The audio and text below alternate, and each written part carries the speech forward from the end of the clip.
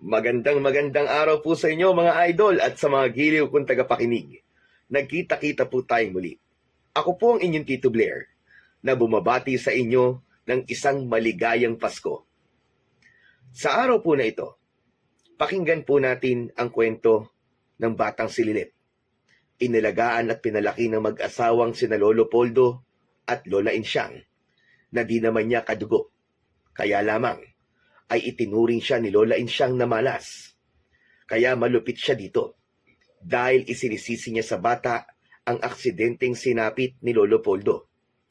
Hanggang sa may pambihirang katangian na madidiskubre kay Lilet. Dahil dito'y naging palaisipan ang kanyang tunay na katauhan. Ngunit ang mga pagbabago kay Lilet ay nakatulong sa mga tao at naging isa siyang tagapagtanggol kontra sa kampo ng dilim. Subalit paano kung ang taong itinuturing niyang pamilya ay siyang magdadala sa kanya sa kapahamakan? Paano niya ito haharapin? At gugustuhin kaya niyang sumama pa sa kanyang tunay na ina kapag nakita niya na ito at nakilala? Abangan po natin ang magiging pakikibaka ni Lilet, maging ang pakikipagsapalaran niya para ipaglaban ang liwanag kontra sa elemento ng kadiliman. Ngunit bago po ang lahat mga idol, huwag po nating kalimutan mag-subscribe at i-hit ang notification bell sa aking YouTube channel na The Voice Addict para sa mas marami pang makapigil hiningang kwentong aswang at katatakutan mula sa mundo ng kababalaghan. Umpisahan na po natin ang kwento. Titira na sana si Lilet sa kanilang paglalaro ng tumbang preso. Inaasinta na niya ng husto ang lata na dapat patumbahin nang huminto ito at natigilan. Naku po! Oh, bakit Lilet? Sige na, tumira ka na. Patumbay mo na ang lata. Sa susunod na lang tayo maglaro, Olan. Kailangan ko nang umuwi. Ha? Nagkakasarapan pa lang tayo sa paglalaro tapos bigla ka nang uuwi? Ang labo mo naman, Lilet. Hinahanap na ako ni Lola Insyang. Tinatawag na ako at pinauuwi. Ano? Wala naman ako naririnig ah. Pero dinig na dinig ko ang pagtawag niya eh.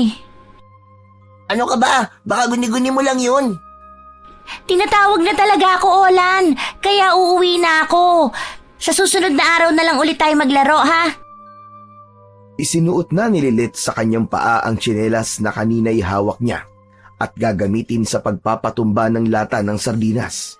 Pagkasuot nun ay nagmamadali na itong tumakbo papauwi.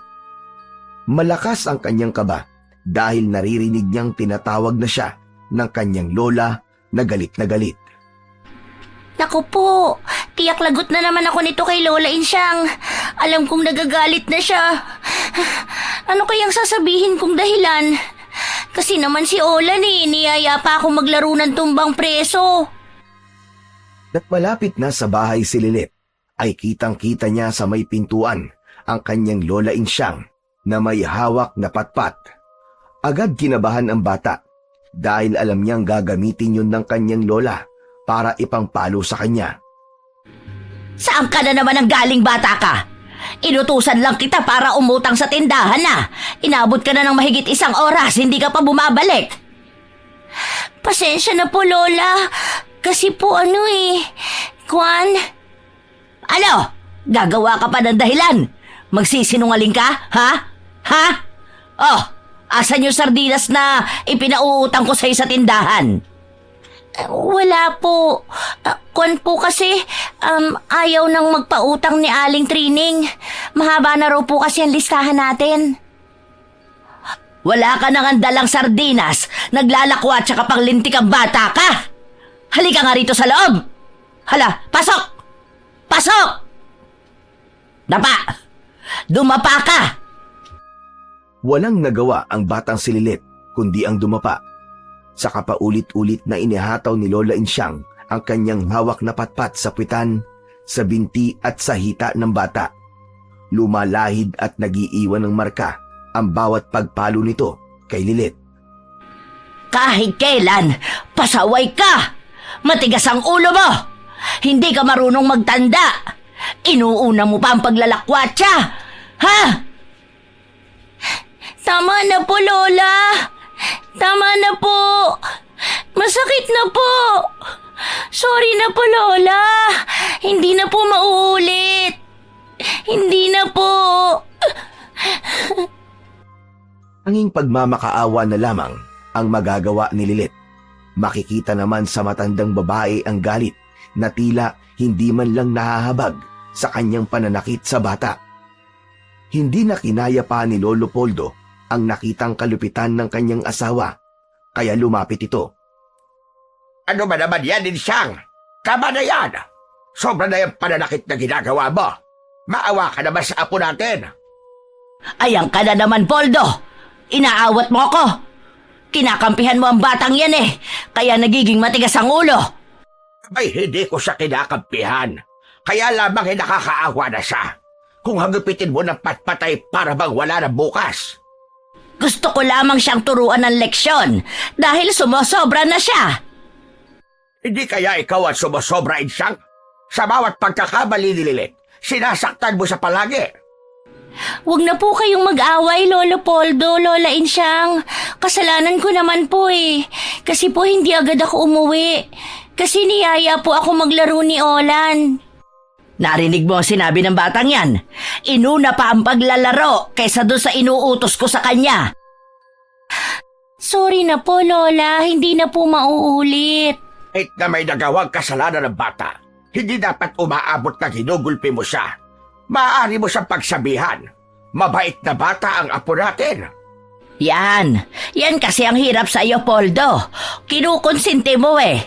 Hindi ko lang kasi kayang makikita na sinasaktan mo siya. Ewan ko sa iyo, Poldo. Magsama nga kayong dalawa. Baka pagbuhulin ko pa kayo eh, mga buwisit. Galit na tinalikuran ni Lola Insyang sina Lolo Poldo at Lilit. Lumapit naman ang matandang lalaki sa bata kahit medyo hirap dahil sa putol ang isang paa nito. Hindi na nakakapagtrabaho pa si Lolo Poldo dahil sa kanyang kalagayan, pero nagsisikap na mamalimos para kahit paano ay kumita. Tanging si Lola Insyang na lamang ang tuwirang gumagawa ng paraan upang mabuhay sila. Naglalabada, nagtitinda ng kung ano-ano para mairaos ang araw-araw nilang buhay. Hindi nila tunay na apo si Lilit. Nakita lang nila sa may palengke ang bata. Nasa 4 na taong gulang ito noon. Umiiyak at marungis. Tanging pangalan lang ang nasabi nito. Hindi alam kung sino ang mga magulang at kung taga saan ang bata. Naawa si Lolo Poldo sa kalagayan ng bata, kaya naisipan niyang iuwi yun. Yun nga lang, hindi nagustuhan ni Lola Insyang. Malaki ang pagtutol nito na kupkupin nila ang bata.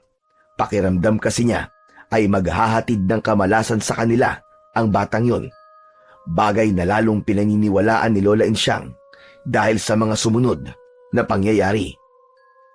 Ilang linggo mula nang kupkupin nila si Lilit ay naaksidente si Lolo Poldo dahil sa pagliligtas sa bata. Muntik nang mabundol ng sasakyan si Lilit. Iniligtas ito ni Lolo Poldo, kaya lang siya ang napuruhan ng kotse. Kaya lamang, tinakbuhan pa ng taong nakabundol dito.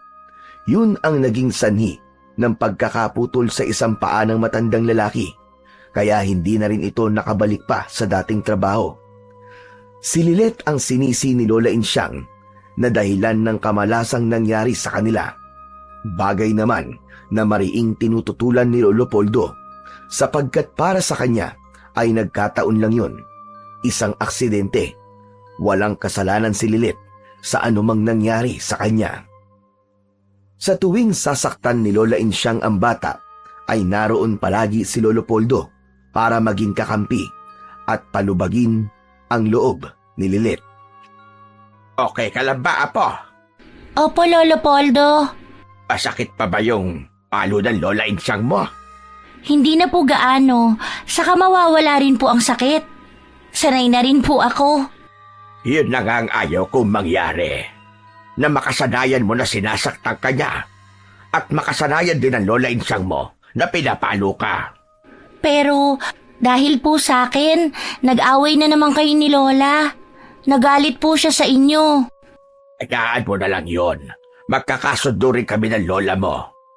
Lolo, sana po may nanay at tatay ako. Para sa kanila na lang ako. Kaya nga lang, Apo, hindi namin alam kung sino at nasaan sila. Ang totoo nga niyan, Lilit ipinaalam namin sa barangay nang matagpuan ka namin sa palengke. Nagbabakasakali na may maghanap sa'yo. Pero walang humanap sa'yo, Lilit. Siguro po, ayaw din sa akin ng mga magulang ko. Gaya ni Lola Insyang, ayaw po niya sa akin. At may malay mo, dumating din ang panahon na makita at makilala mo kung sino talaga ang tatay at nanay mo. Siguro po kahit hindi na, Lolo. Kasi baka talagang ayaw na rin nila sa akin. Okay lang po kahit di ko na sila makilala. Sa murang isipan at batang damdamin ni Lilit, ay naroon na ang hinanakit sa kanyang tunay na mga magulang. Dahil ngayon sa hindi magandang karanasan na kanyang pinagdaraanan, ang galit ni Lola Insyang kay Lilit ay bitbit na palagi ng bata. Hindi na yun basta mawawala sa isip niya dahil mula nang tumira siya sa bahay ni na Lolo Poldo at Lola Insyang, ay naranasan na niya ang kalupitan ng matandang babae. Sabi na nga ba, nandito ka lang sa ilalim ng puno ng talisay Masarap kasi dito magpahinga at magpalipas ng oras, Olan. Saka malilim dito dahil makakapal at malalapad ang mga dahon. Oh, teka lang. Ano nasa binti at hita mo? Pasa ba yan?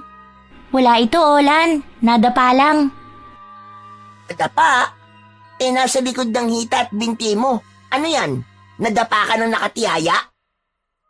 Huwag mo na nga lang pansinin. Mangungulit ka na naman eh. Nagtataka lang kasi ako, Lilit. Tsaka lagi ka na rin nagkakaroon ng pasa. Sinaktan ka na naman siguro ng lola mong bruha. Huy, huwag kang ganyan. Huwag mong tawaging bruha ang lola ko. Kasi nga, sinaktan ka na naman niya.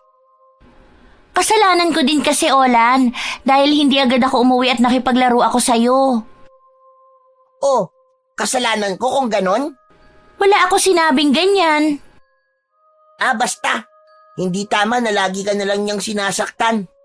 Teka, kung isumbong kaya natin kay Kapitan, alam ko kasi bawal na sinasaktan ng mga bata Wag na, baka lalong magalit si Lola Insyang sa akin.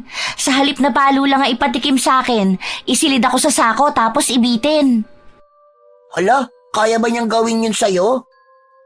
Ewan ko, pero paano kung gawin niya kapag nagsumbong ako kay Kapitan? Anong na lang ang gagawin mo? E di titiisin ko na lang, saka andyan naman ang Lolo Poldo ko. Kahit papano ipinagtatanggol niya ako. Kasi kakampi ko siya.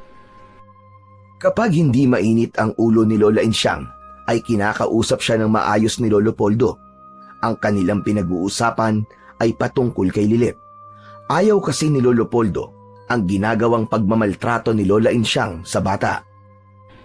Dinidisiplina ko lang siya, Poldo. Pero malupit ang pamamaraan mo, Insyang. Hayang ka na naman. Pinakikialaman mo ako. Kailan ka ba magkakaamor kay Lilit? Huwag mo nang itanong dahil mukhang malabo nang mangyari yon. Insyang, walang kasalanan si Lilit. Pero mula nang kupkupin natin siya, puro kamalasan ang nangyari sa buhay natin. Munti ka pa nga mamatay dahil sa aksidente. Dahil yun sa pagliligtas mo sa buhay niya. Iniiwas mo siya ng muntik na siyang mabundol ng kotse. Pero ikaw ang napuruhan. Kaya tingnan mo nga ang sinapit mo. Iisa na lang ang paa mo. Apay, Insyang, nagkataon lang yon. Puro ka nagkataon. Ang sabihin mo talagang malas ang batang yan. Kaya nga hindi kita maintindihan bakit gustong gusto mo pa rin siyang kasama. Samantalang perwisyo lang ang dala sa atin. Sadyang sarado na yata ang isipan ni Insyang pagdating kay Lilit. Hindi na rin ito makumbinsi at mapaliwanagan ni Poldo upang hayaan na lang ang bata at huwag nang pagmalupitan pa. Upang hindi maging pabigat si Lolo Poldo, ay nagpapasama siya kay Lilit upang magtungo sa lansangan o kaya sa lugar na malapit sa simbahan. Doon ay nagpapalimos ang dalawa. Minsan maayos ang kita nila sa pamamalimos, kapag may mga taong mabubuting puso ang nagbibigay ng medyo malaking halaga. Sana po, marami tayong mapagpalimusan para hindi po magalit si Lola Insyang. O nga, Apo. Sinimulan na nilang pumesto sa gilid ng kalsada para magmakaawa at humingi ng tulong sa mga taong dumadaan. Upang mas maraming maiuwing pera ay lumalapit naman si Lilet sa ibang naglalakad at namamalimos din. Wala silang ibang hangad kundi ang makapag-uwi ng medyo malaking kita dahil nababawasan ang pagiging masungit ni Lola Insyang kapag nakakapag-abot sila ng pera ng kanyang Lolo Poldo. Minsan habang nagmemeryenda ang maglolo sa gilid ng kalye, nang makarinig sila ng nagkakandaingay dahil may isang bata na inatake ng kanyang sakit na epilepsy at nabagok ang ulo nito. Hindi malaman ng mga naroroon kung ano ang gagawin dahil hindi raw humihinga ang bata. Abay, saan ka pupunta, Apo? Titingnan ko lang po yung pinagkakaguluhan. Huwag ka na sumali pa ron, Apo. Baka mamaya kumapano ka. Maipit ka lang ng mga tao doon. Sisilip lang po ako, Lolo, kasi may nangyari daw doon sa bata eh. Saka hindi po ako magtatagal. Hay nako, sige na nga. Pero saglit ka lang, ha? Saka wala ka namang maitutulong doon. Basta po, sasaglit lang ako, Lolo. Inayaan na lamang ni Lolo Poldo si Lilet na pumunta sa mga nagkakandaingay na mga tao. Tiwala naman siya na babalik din kagad ang kanyang apo. Samantala, nakisiksik na si Lilet sa mga tao na pilit na isinasalba ang batang ayon sa naroon ay wala ng buhay. Nangingitim na ang bata. Ano? Wala pa ba sasakyan? Pambihira naman yan, oh! Wala pa nga eh. Baka hindi na umabot pa sa ospital itong bata. Pwede ko po ba siyang hawakan? Bakit gusto mo siyang hawakan? Kilala mo ba siya? Umalis ka na lang dito, Ineng. At nakakaistorbo ka lang. Baka kaibigan niya itong bata. Hayaan mo nang mahawakan niya. Sige na nga. Bilisan mo lang. At baka dumating na hinihintay na sasakyan. Lumuhod si Lilet sa harap ng batang lalaking nakahandusay sa gilid ng kalsada. Hinawakan ang kamay nito at pilit na ibinuka ang nakakuyom na palad. Pinisil-pisil niya yon, saka hinawakan at hinaplos ang mukha ng bata. Maya-maya lang ay gumalaw ang kamay ng bata at dumilat ang mga mata. Dahan-dahan itong bumangon. Nagulat at hindi makapaniwala ang mga taong naroroon. Tila walang nangyari sa bata. Tumayo ito at tumingin na may pagtataka sa mga taong nakapaligid sa kanya. Anong nararamdaman mo, iho? Okay ka na ba, iho? Ngumiti at tumango ang bata. Masigla na ito at tumakbong papalayo. Tila walang anumang iniinda ang bata. Hindi pa rin makapagsalita ang mga taong naroroon. Takang-taka sila sa ginawa ni Lilet. Pinagaling mo siya. Hindi ako makapaniwala sa ginawa mo sa batang kanina lang ay halos patay na. Hinawakan ko lang naman po siya. Umalik na si Lilet sa kanyang Lolo Poldo. Nakasunod ang ilang mga tao at ipinaalam kay Lolo Poldo ang himalang ginawa ng bata. Ano bang kalokohan na sinasabi nyo? Totoo po yun. Himalang napagaling niya yung bata. Opo, Lolo, maniwala po kayo. May kakaibang kapangyarihan po ang apo nyo. Nakapanggagamot po siya. Sa katunayan nga, halos patay na po yung batang lalaki. Pero biglang bumangon na parang walang nangyari sa kanya. Totoo ba yung sinasabi nila, Apo? Hinawakan ko lang naman po yung kamay nung bata kasi naaawa ako sa kanya. Pero bigla po siyang dumilat at tumayo. Kaya nga, may kapangyarihan siyang makapanggamot. Ang pangyayaring yun ay kumalat at nagpasalin-salin sa iba't ibang mga tao sa kanilang baryo. Kaya kinabukasan ay nagising sina Lolo Poldo na tila may nagkakandaingay sa labas ng kanilang bahay. Ano ba yon, Poldo? Parang may mga tao sa labas ng bahay natin. Kamay kung ano na namang gulo. O may naging biktima ng aswang na minsan ay biglang gumagala dito sa baryo natin. Tumabi ka nga at ako ang sisilip. Sumilip sa bintana si Lola Insyang. Nanlaki ang kanyang mga mata at napakunot ang noo sa kanyang nakita. Maraming tao at tila naghihintay sa labas ng kanilang bahay. Aba, anong meron, Insyang? Ang daming tao at inaabangan yata ang pagbubukas ng bahay natin. Pero bakit? Ano bang atraso natin sa kanila? Ay, hindi ko rin alam. Mabuti pa buksan na natin tong pinto at bintana para malaman natin. Pinuksan ni Lolo Poldo ang bintana, kasunod ay ang pintuan. Nagkaingay ang mga taong nasa labas at nagpalakpakan pa nang makitang gising na sila. Ay sandali lamang po, ano bang meron? At bakit nandito kayo sa bahay namin? Ano bang problema nyo? May atraso ba kami sa inyo, mga kababaryo? Wala po, Aling Insyang. Gusto po naming makita si Lilet. Bakit? May ginawa bang kalokohan ng batang yon? Abay, wala po. Ang totoo nga po niyan ay humihingi ng tulong sa kanya mga kasama natin. Mga may sakit po sila. Anong pagagawa ni Lilet sa kanila? Poldo, ano bang sinasabi nila?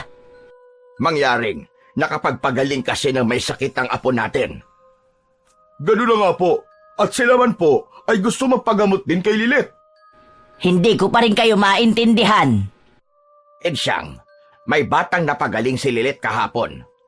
Iharap niyo na lamang po sa amin si Lilet para magamot na mga may sakit na kasamahan namin. Samantala, dahil sa ingay ng mga tao, ay nagising na rin si Lilet. Nagtaka siya nang makita ang mga taong kausap ng kanyang lolo at lola. Lumapit siya sa mga ito. O mga kasama, hayla si Lilet! Lolo Poldo, bakit po? Saka ang daming tao dito sa atin. Dahil yan sa ginawa mo kahapon, kaya sumugod sila rito. Lilet, humihingi ng tulong sa'yo mga kababaryo natin na may sakit. Gusto nilang gumaling din. Pero, hindi po ako doktor. Nakita namin kung paano mo pinagaling yung batang halos patay na. Lolo, ano pong gagawin ko? Siguro, apo, pagbigyan mo na lang sila. Saka, hindi po kami aalis dito hanggat hindi sila ginagamot ni Lilet. Di ba mga kasama?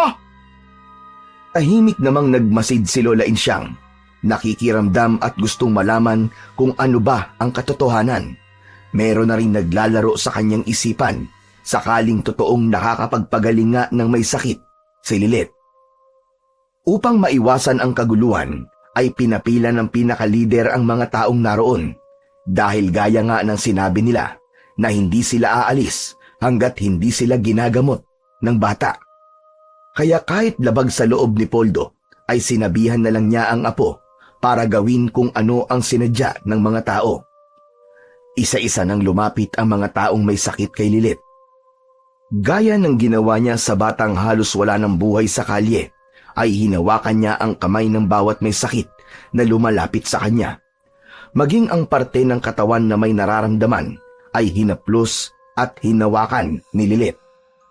Hindi maipaliwanag ng mga may sakit na naroon ang kanilang nararamdaman. Agad ay gumagaan ang kanilang pakiramdam at nawawala ang sakit na kanilang nararamdaman. Nakita nila Lolo Poldo at Lola Insyang ang mga pangyayaring yun. Hindi sila makapaniwala sa nagagawang yun ng kanilang apo.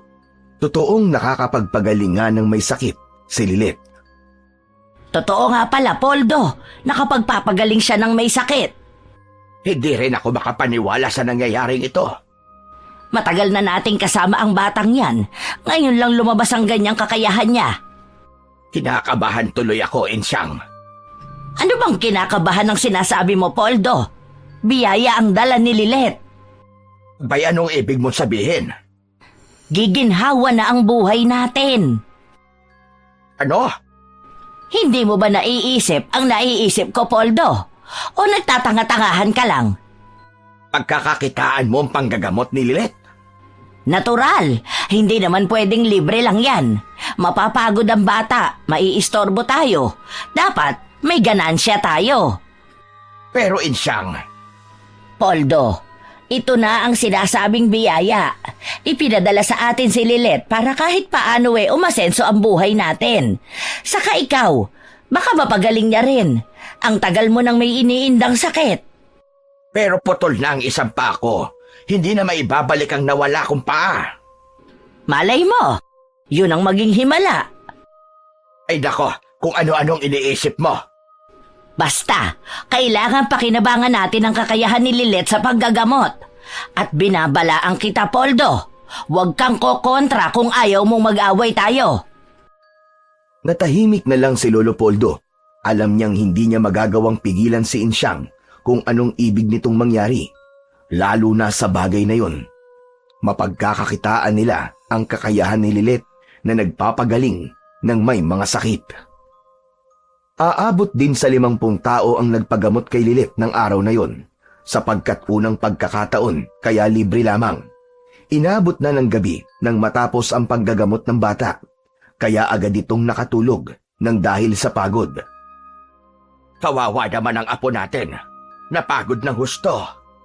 Bata pa yan. Kayang-kaya pa ng katawan niya. Seryoso ka ba sa sinabi mo, Insyang? Anong akala mo sa akin? Nagbibiro lang? Baka kasi makasama yun kay Lilet. Negatibo ka kasi. Hindi pa man, nag-iisip ka na agad ng hindi maganda. Iniisip ko lang naman ang kapakanan ng bata. Yung kapakanan natin, hindi mo iniisip.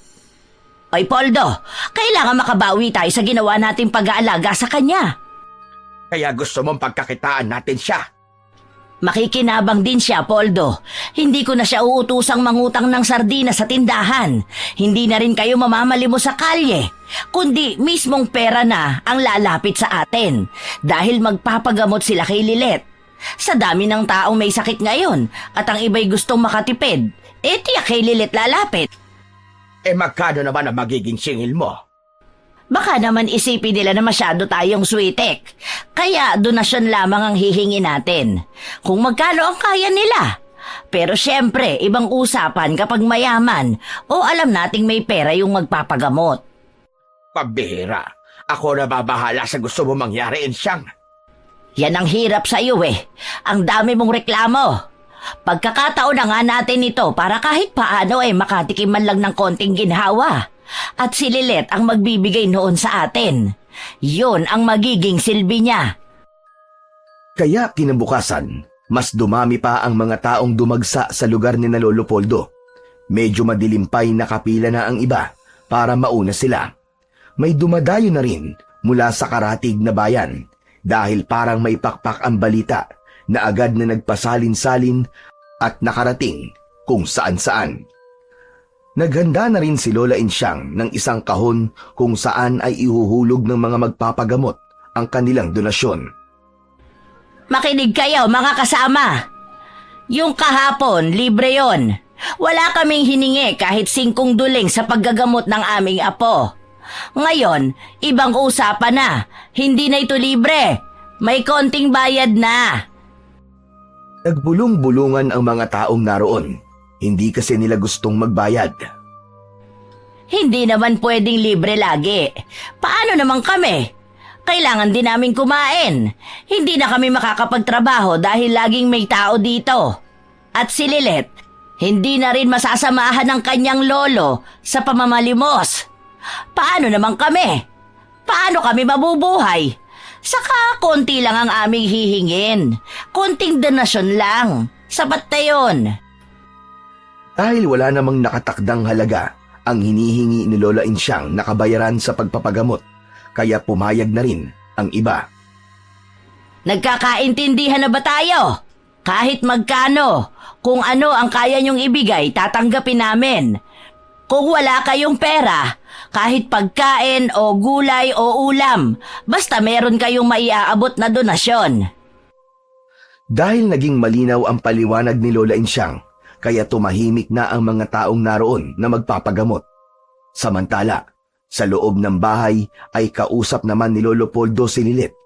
Nagpapaliwanag ang matandang lalaki tungkol sa magiging pagbabago ng buhay nito. Dito na ako lagi sa bahay, Lolo.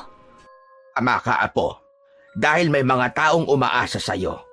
Humihingi sila ng tulong. Manggagamot po ako lagi. Oo, apo. Kasi nga, maraming taong may sakit na gustong gumaling.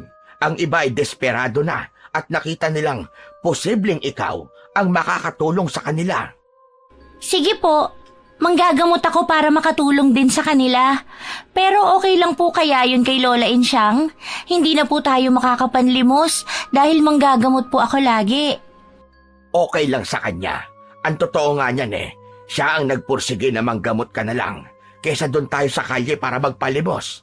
Kasi nga, humihingi ng donasyon ng lola mo sa bawat magpapagamot. Magbabayad po sila? Oo, Lilet. Pero donasyon lang naman.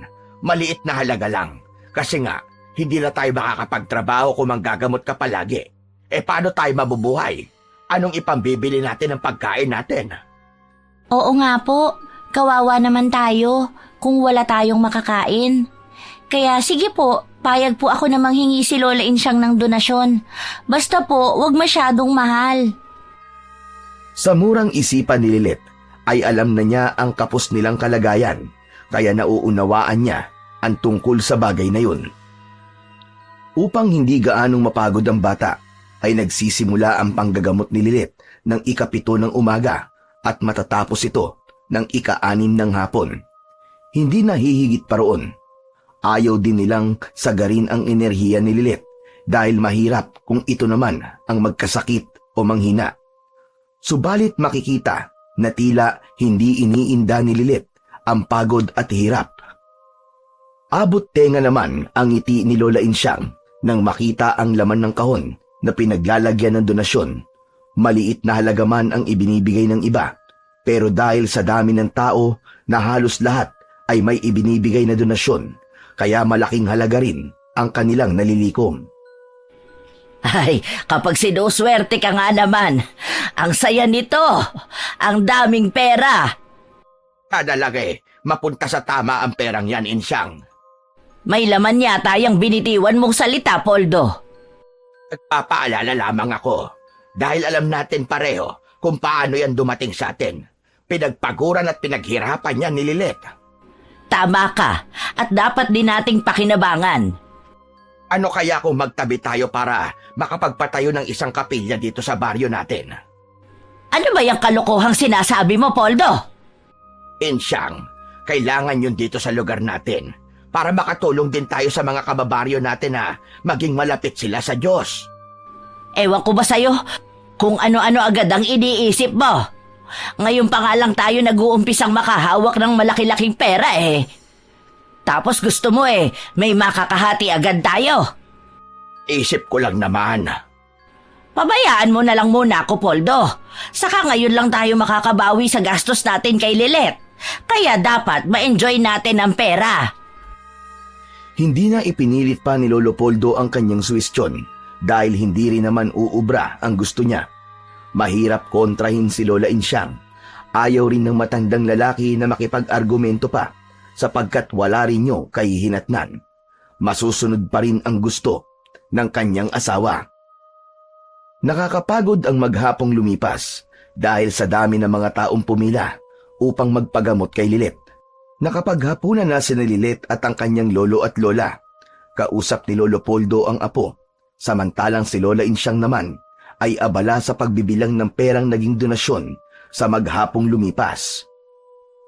Okay ka lang ba, apo? Opo, Lolo Poldo. Napagod ka ba? Konti lang po. O sige na, matulog ka na para makapagpahinga ka. Kailangan mo makabawi ng iyong lakas. Lolo, narinig ko po na nagtatalo kayo kanina ni Lola Insyang.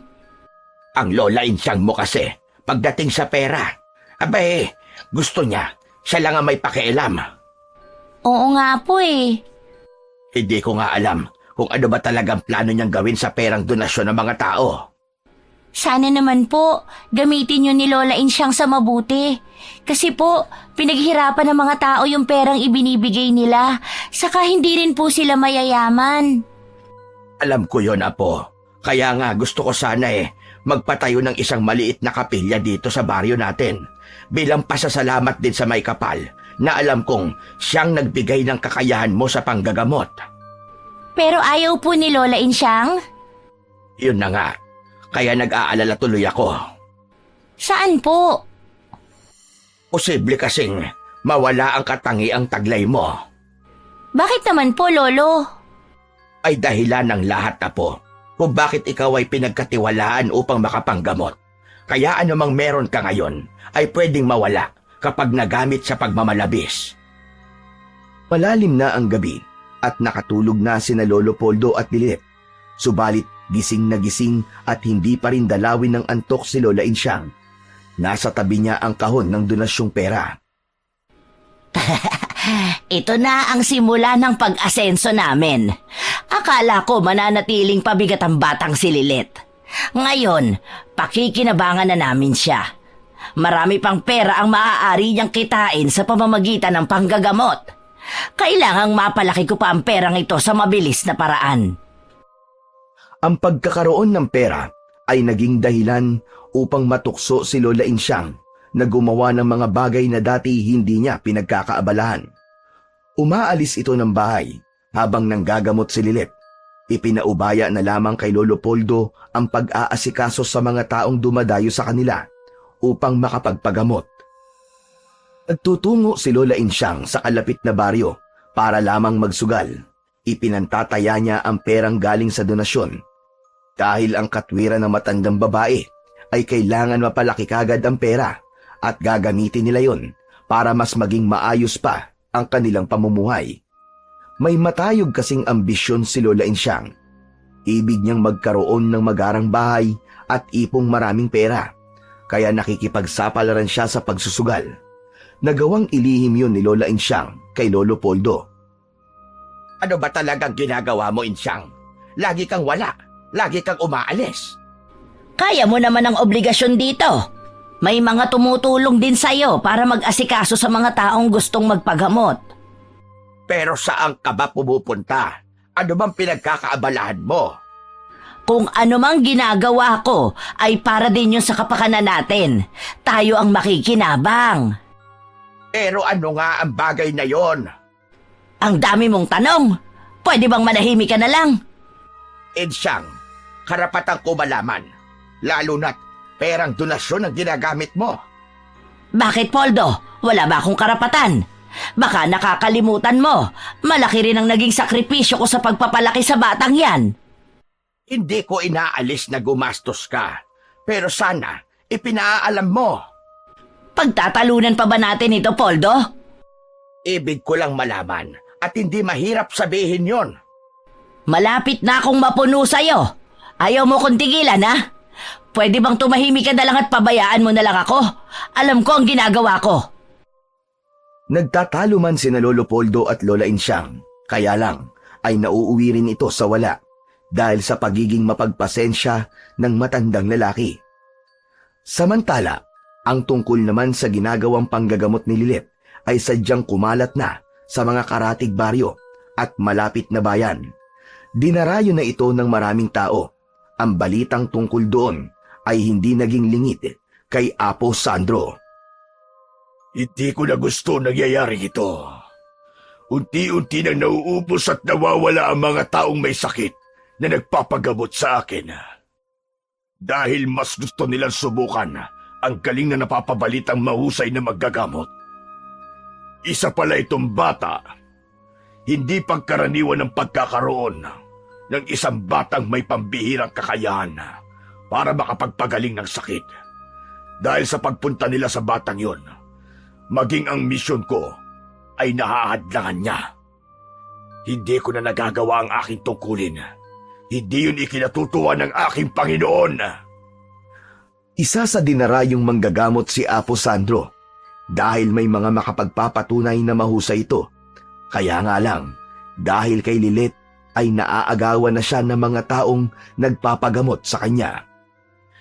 Yun nga lamang, bukod sa panggagamot sa mga may sakit, ay may iba pang dahilan ang gawain yun ni Apo Sandro. Dahil ang kanyang ginagawa ay bahagi lang ng kanyang tungkulin. Siya ang pinagkatiwalaan ng Panginoon ng kadiliman upang baguhin ang paniniwala ng mga tao. Sangkap ng kanyang panggagamot ang palakasin ang puwersa ng kadiliman. May mga ginagamit siyang orasyon at bulong upang maging kampon ng dilim ang mga taong kanyang ginagamot. Ang mga taong ito ay magiging aswang din sa takdang panahon sa pamamagitan ng pagpapasa ng pagkaaswang sa pamamagitan ng panggagamot niya. Kaya pamumugaran ng mga elemento ng dilim ang baryo sa darating na mga araw. Kaya hindi dapat mawala ang mga taong nagkakasakit at magpapagamot sa akin. Dahil mawawala ang silbi ko. Kaya ngayon pa lang ay dapat na akong kumilos. Kinabukasan, muli ay magiging abala sa panggagamot si Lilet. Maaga pa ay naihanda na ni Lolo Poldo ang mga kailangan para sa pagharap ng bata sa mga taong gagamutin. Nakabantay na kagad si Lola Insyang sa kahon ng donasyon. Bantay sarado siya sa mga taong magpapagamot. Kailangan may maihulog ang mga ito, bagamat walang takdang halaga. Wala nang libre sa panahon ngayon. Hindi naman kami humihingi ng malaking halaga. Konting donasyon lang. Nauunawaan naman ng mga taong nagpapagamot ang bagay na yon. Dahil nga kung sa doktor sila lalapit, wala pang gamot, kundi konsultasyon pa lamang, ay magbabayad na sila. Samantalang kay Lilet, diretsong panggagamot na ang ginagawa at sigurado pa ang paggaling ng pasyente. Maraming tao na ang nag-aabang, naghihintay na tawagin ang hawak na numero upang gamutin ni Lilet. Mahabang oras na ang ipinaghintay ng mga ibang naroon sa pila na mula pa sa iba't ibang baryo at bayan.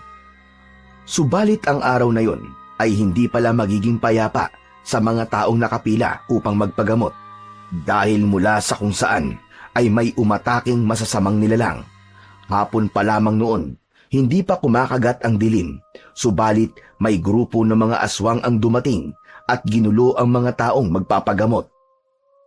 Nagkagulo ang mga tao at hindi alam ang gagawin.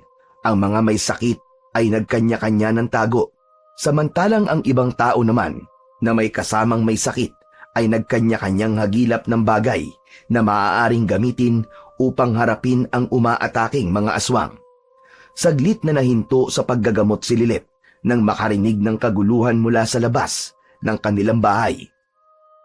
Lolo, ano pong nangyayari? Ay sumasalakay na aswang, apo. Aswang po? Hindi ko nga alam. Biglang-bigla ay sinalakay ng aswang ang ating baryo.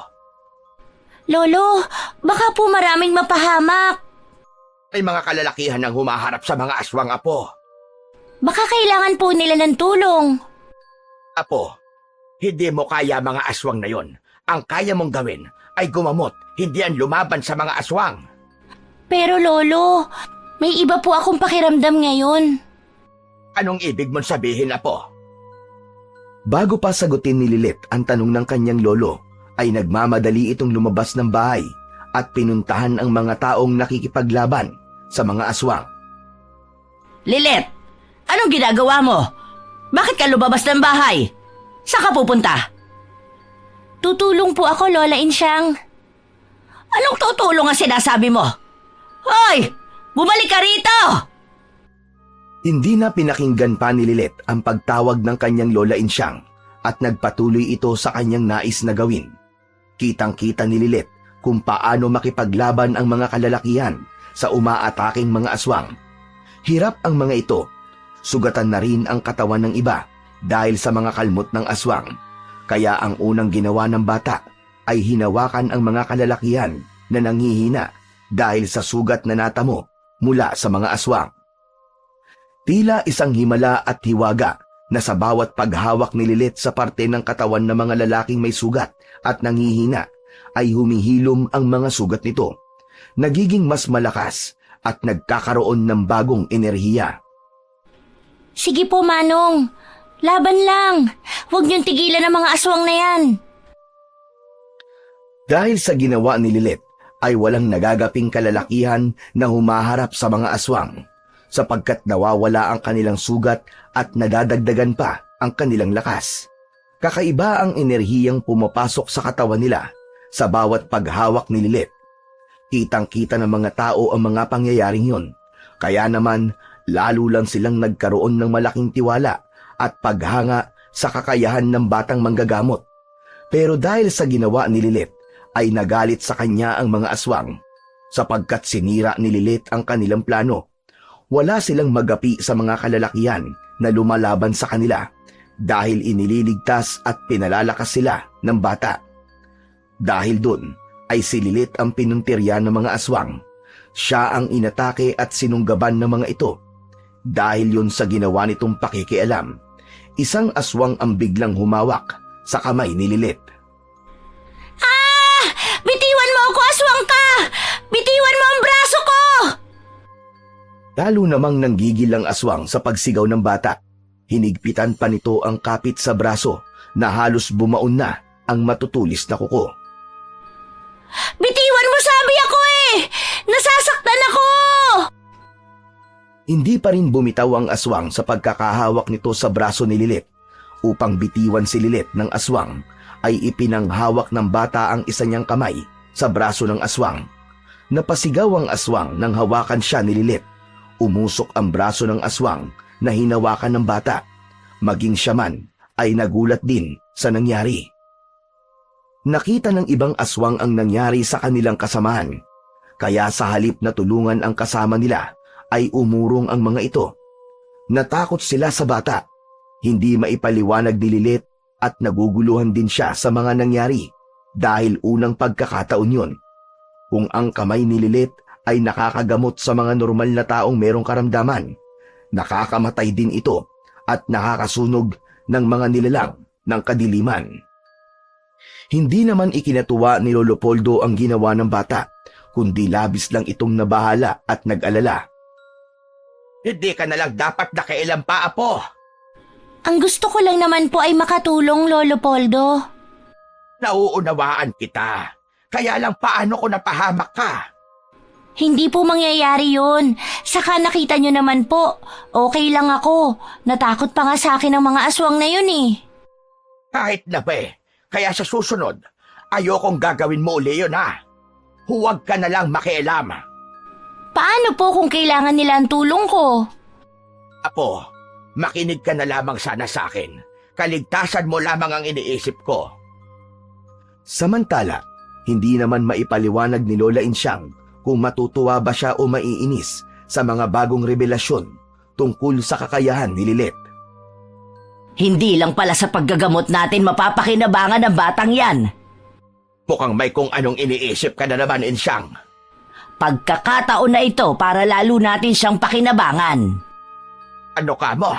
Gusto mo na naman pagkakitaan ng bata? Yon ang magiging silbi niya sa atin, Poldo. Ginagawa mo lamang siyang gatasan. Makabawi man lang tayo sa naging pagpapalaki natin sa kanya. Hay nako, puro na lang pansariling pakinabang ang iniisip mo. Pero kung kapakanan at kaligtasan ng bata, ay hindi mo iniisip. Kaya naman niya, hindi ba?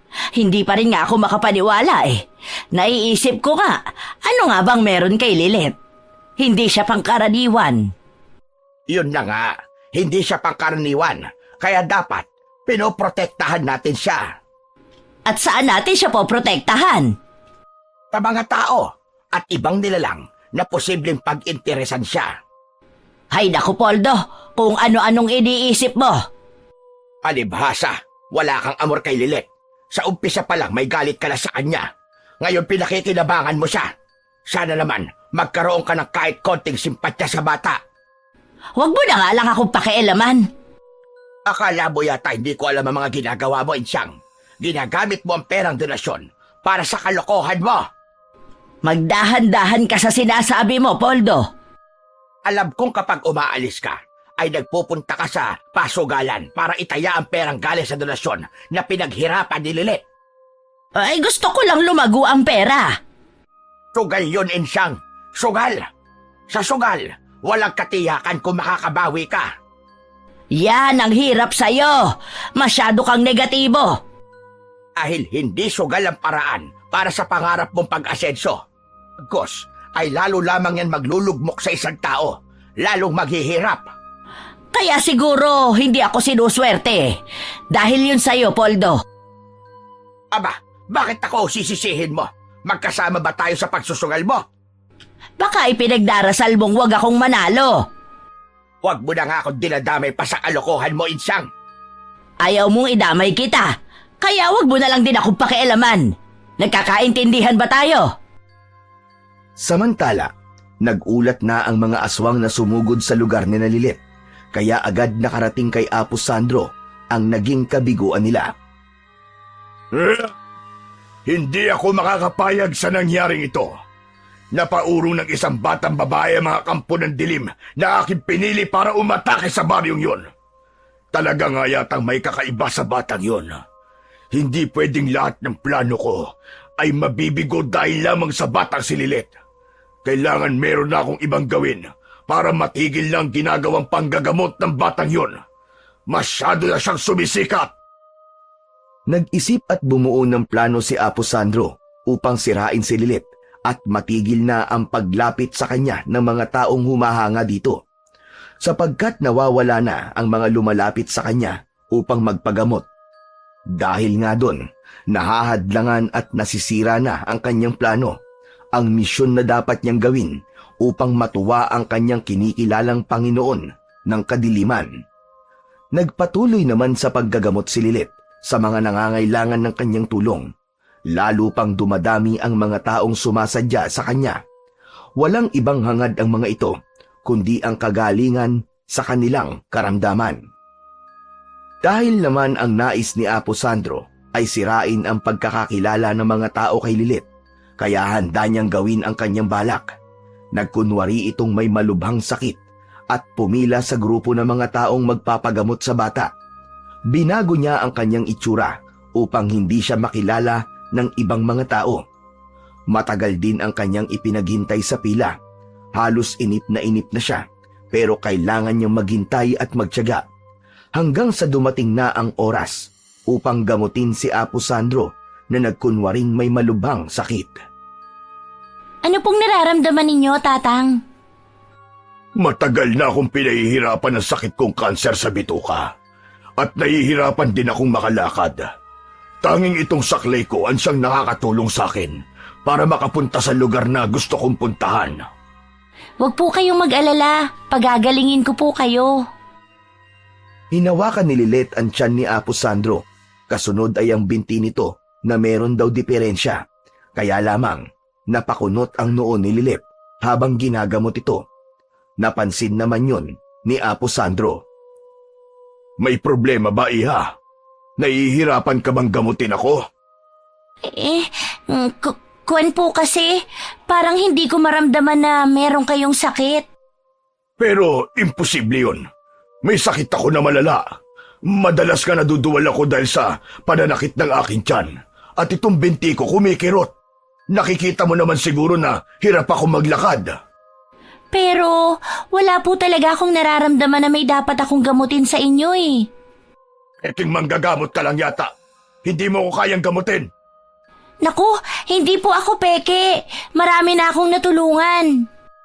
Bakit hindi mo ko kayang gamutin? Nanluloko ka lang siguro. Hindi po ako manloloko. Pero wala kang magawa para gamutin ako. Mga kasama, nakita niyo ba yun? Nakita niyo ba? Hindi ako kayang pagalingin ng batang ito. Manloloko siya. Isa siyang huwad na manggagamot. Malamang namimera lang siya. Kaya mali ang ginagawa niyong nagtitiwala sa kanya. Isa siyang huwad. Isang peke na namimera lang. Donasyon lang niyo ang gusto nila. Pero wala naman talaga siyang kakayang magpagaling. Dahil sa mga sinabing yun ni Apo Sandro, ay tila nabahala ang mga taong naroon at ang iba ay naniwala agad sa kanilang mga narinig. Papayag ba kayong patuloy na niloloko ng batang ito? Paniniwalaan niyo pa ba siya? Ginagamit lang nila kayo para kumita sila na salapi. Dali lamang, Ginoo. Hindi totoo ang iyong sinasabi. Gumagawa ka lang ng kwento. Sinungaling ka. Paano ako magsisinungaling, Tatang? Harap-harapang sinabi ng apo nyo na hindi ako kayang pagalingin. Kasi nga, mga manloloko kayo. Ginagamit nyo ng itong kawawang bata. Lolo, siya po ang sinungaling. Mabuti pa'y umalis ka na lang dito kaysa gumawa ka pa ng eksena at pag-iskandalo. Poldo, ako na ang bahala sa kanya. Kaya dapat, itigil nyo na lang tong ginagawa nyong panloloko. Amang, tayo na lang ang mag-usap. Huwag ka nang mag-ingay pa rito dahil nakakaabala na kayo. Dahil sa eksenang ginawa na yun ni Apo Sandro, ang ibang pasyente ay nawalan na ng tiwala kay Lilit. Agad na pinaniwalaan ang mga sinabi nito. Ang pangyayaring yun ay iniyakan ng bata. Huwag ka nang umiyak, Apo. Alam nating mali ang lahat ng sinabi niya. Sinungaling po siya, Lolo. Oo, Apo, alam ko yon. Tayo ang mas nakakaalam ng katotohanan. Samantala, ganun na lamang ang kasiyahan ni Apo Sandro sa kanyang pag-uwi, sapagkat batid niya na sa kanyang ginawa ay napaniwala niya ang mga taong naroroon. Wala pa rin kakupas-kupas ang husay ko sa pag-arte. Tiyak maraming hindi babalik sa mga pasyenteng yon dahil wala na silang tiwala kay Lilith. Kaya sa akin sila pupunta upang magpagamot. May pagpapatuloy ko ng gawin ang aking misyon sa pamamagitan ng aking panggagamot at naipapasa ko sa mga tao ang pagiging aswang. Kaya sa pagsapit ng takdang panahon, lahat sila ay magiging kauri na namin. Wala na silang kawala. Hindi nila mamamalayan ang mga magiging pagbabago sa kanilang pagkatao. Nangyari nga ang nais ni Apo Sandro. Dahil ng mga sumunod na araw, ay nagulat na lang si Lilith at Lolo Poldo na halos wala nang pumipila upang magpagamot. Ikinalungkot naman yun ni Lilith na ang tanging hangad lamang ay ang makatulong sa mga tao sa baryo, lalo na sa mga mahihirap na may sakit. Ayaw na nila akong paniwalaan, Lolo Poldo. Napakabilis magbago ang kanilang isip dahil sa ginawa ng taong yon. Nasa tingin ko gusto lang talaga niya tayong guluhin. Sino po kaya siya? Bakit niya ginawa yun? Ngayon ko lang din siya nakita, Apo. Dahil nga sa ibinunga ng ginawa ni Apo Sandro, labis nitong ikinatuwa ang bagay na yon. Alam niyang malaking tulong yon para maipagpatuloy niya ang kanyang misyon, lalo na't dumating na rin ang sandaling pinakahihintay niya. Ikatlong pagbilog na ng buwan. Ito na ang takdang panahon na aking pinakahihintay. Ang mga taong dating nagpapagamot sa akin ay mapapasailalim na ng aking kapangyarihan. Sila man ay magiging alipin ko na at magkakaroon na ng bisa sa kanila ang ginawa kong orasyon nang magpagamot sila sa akin. Magbabago na sila ng kanilang nararamdaman. Unti-unti ay magiging kauri ko na sila. Magiging ganap na silang mga aswang. Kung kaya ang magiging pagbabagong yun ay inaabangan ng labis ni Apo Sandro, sapagkat yun na rin ang magiging hudyat upang mapadali ang pagpapatupad ng misyon. Samantala, sa bahay naman ni na Lolo Poldo ay kanina pa niya napapansin ang pagkabalisa ni Lola Insyang. Hindi ito mapalagay at naglalakad ng pabalik-balik. Pwede ba, Insyang? Maupo ka na nga. Nahihilo ko sa ginagawa mo. Ano ba nangyayari sa'yo? Anong ayos lang? Kanina ka pa riyan hindi mapakali. Ewan ko ba? Hindi ko rin maipaliwanag. Kaya nga, kumalma ka muna. Hindi pa nga pala tayo tapos ng pag-uusap, Poldo. Meron ba tayong dapat pag-usapan? Yung nangyari nung nakaraang araw. Hindi napagaling ni Lilith ang lalaking nagreklamo. Hay nako, drama niya lang yon. Ibig lang niyang siraan ang apo natin. Ay talagang ipinagtatanggol mo pa ang batang yan, ano? Dahil alam kong mali ang sinabi niya. Pero anong naging bunga?